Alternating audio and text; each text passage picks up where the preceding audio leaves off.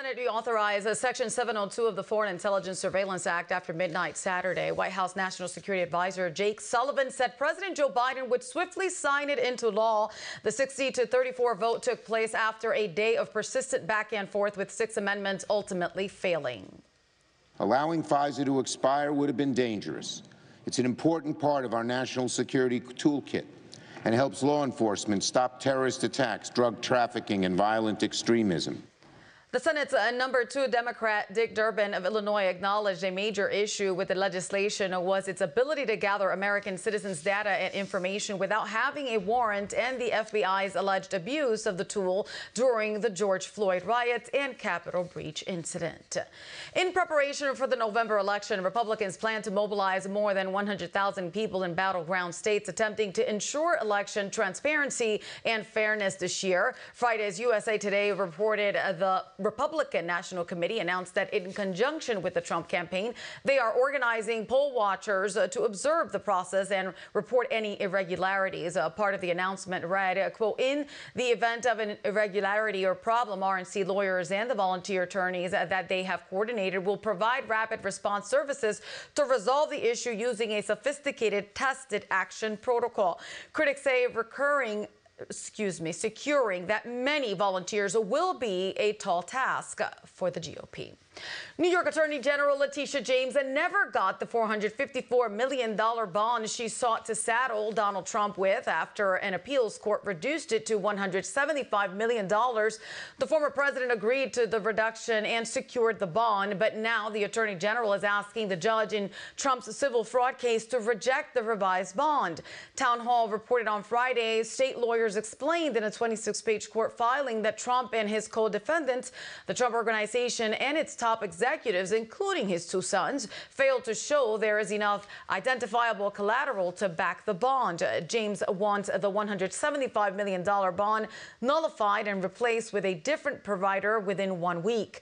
The current bond is backed by California's Knight, a specialty insurance company. James wants Trump to secure his bond from a large-scale insurance company licensed in New York State.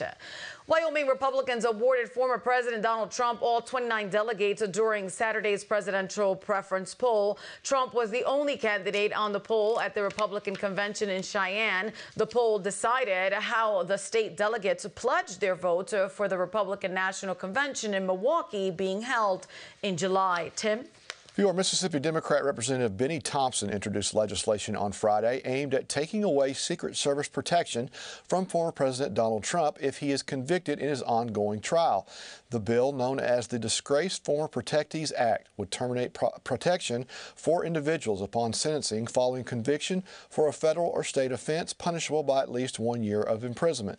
Thompson argues that the current law doesn't account for the impact of Secret Service protection on felons' prison sentences. Although Trump's name is not explicitly mentioned, the bill's fact sheet acknowledges its applicability to him, citing numerous felony charges across federal and state courts. Critics, including Washington Examiner chief political correspondent Byron York, suggests that removing Trump's Secret Service protection could potentially increase risk to his safety.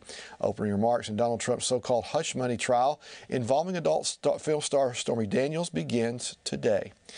U.S. Department of Education Secretary Miguel Cardona is now on record promising to shut down the largest Christian university in America. Fox News reports Cardona confirmed his goal during a House Appropriations Committee this month. Connecticut Democrat Representative Rosa DeLauro set the stage, saying, quote, "Last year, your department took action against Grand Canyon University, a predatory for-profit college, over the school's failure to accurately disclose its cost to students, driving up the true cost for those students." Education Secretary Cardona replied regarding GCU, saying, quote, "We are cracking down not only to shut them down, but to send a message not to prey on students," end quote. The government levied the largest fine in history against the Christian school, $37.7 million. Grand Canyon University is on record stating, quote, "It categorically denies every accusation and will take all measures necessary to defend itself from these false accusations." GCU's accreditor, the Higher Learning commission supported the school's marketing materials, stating, "The information and resources provided are robust and thorough, providing prospective students a clear picture of their academic and financial path toward a degree at GCU." Mike? House Republicans have introduced legislation to defund a national public radio, citing accusations of leftist propaganda. According to Just the News, this move follows criticism from former NPR senior editor Yuri Berliner, who highlighted what he sees as bias in NPR's coverage, including its handling of the 2016 election and COVID-19 origins. Representative Jim Banks specifically targets NPR CEO Catherine Mayer, accusing her of left-wing activism and questioning her suitability for the role. Other Republicans echo these concerns, with House Freedom Caucus Chair Bob Good emphasizing taxpayer funding of what he calls NPR's, quote, woke leftist propaganda. Good argues that NPR has strayed from its original purpose of providing educational news and now promotes biased coverage of political and social issues. Mike?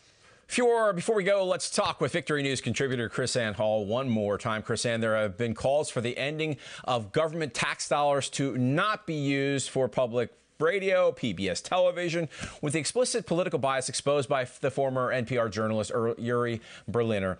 Is it finally time to take action and stop using government money for these media outlets? Well, you know, it really should have never started, but I hope that we take this beyond NPR. I want to remind everybody of the Smith Modernization Act that was passed by Congress in 2012 that permits our tax dollars to be used to create propaganda to be disseminated through all media, not just NPR. I mean, that's why we have all of the politically driven mainstream medias these days. You know, KrisAnne, Bill Maher warned Americans about ignoring our southern border crisis by pointing out the nation of Sweden's mistakes. You got to listen to this. Sweden opened its borders to over 1.5 million immigrants since 2010, and now 20% of its citizens are foreign-born, and its education system is tanking, and it has Europe's highest rate of gangland killings. Now, we haven't faced drug turf wars with hand grenades like Sweden has yet, but could things grow worse here, do you think, KrisAnne? Well, I mean, I think that they already are, but we have to also understand that the American education system is already tanking. It's been tanking for some time, and it cannot handle any more stress. Very valid point. KrisAnne, as always, thank you for your input.